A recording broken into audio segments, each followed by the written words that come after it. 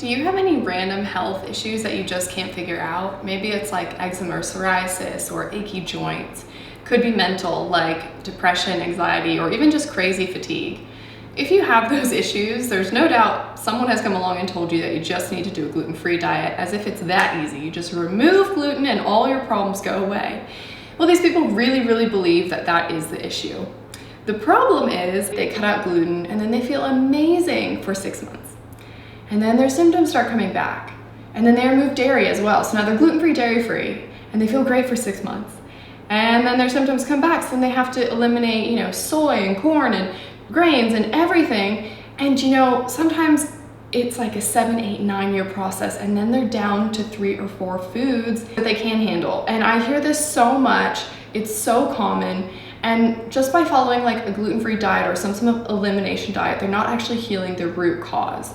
And so when that happens, they end up with way more health issues than they started because they didn't address the root cause.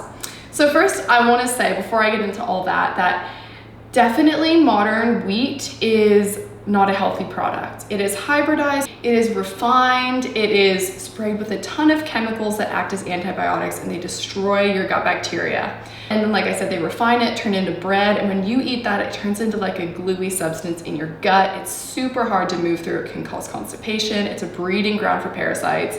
So I'm not at all saying you should be having gluten, but what I am trying to say is just simply removing gluten is only half of the equation, and it's not actually addressing the root cause, which is your microbiome, okay?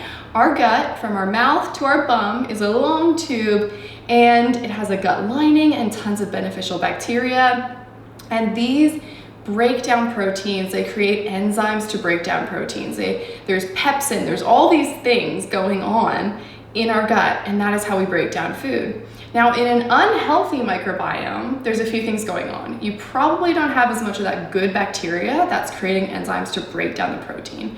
So now it's a lot harder to digest. You're not getting those enzymes. You're also not getting the bacteria that lines the mucosal lining of our gut, that tube. And that is what protects food from leaking into the bloodstream. So then all of a sudden you get leaky gut, and now foods are leaking into the bloodstream, into the inner parts of your mucosal lining where your immune system lives. And now your immune system is doing what it's supposed to do, and it's attacking those foods because they shouldn't be there. Okay, so when we don't have good bacteria, we have an unhealthy microbiome, it can't digest food. It's pretty simple. We don't have the tools, we don't have the good guys that we need to digest everything. So blaming gluten, gluten can for sure be beneficial to take it out, but what I want to say is I just don't want you to waste years of your life removing gluten and then going on this endless elimination diet where you just eliminate, and you don't restore your gut microbiome.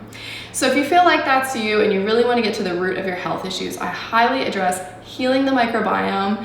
I love the GAPS diet for that because it intentionally heals the gut lining with very gelatinous, fatty foods that are delicious and satisfying, your meat stocks, high gelatin, and then your good probiotics, which are going to go in and repopulate your gut, create those enzymes to break down those foods. So I would really say that is what you want to address, is really healing your gut, not just blaming the gluten, the dairy, the soy, the whatever, but healing your gut so that when you eat foods, it can break them down properly and you don't have a ton of health issues coming with it. So I have a ton of information on the GAPS diet in my other videos, and if you want to go learn more, check those out.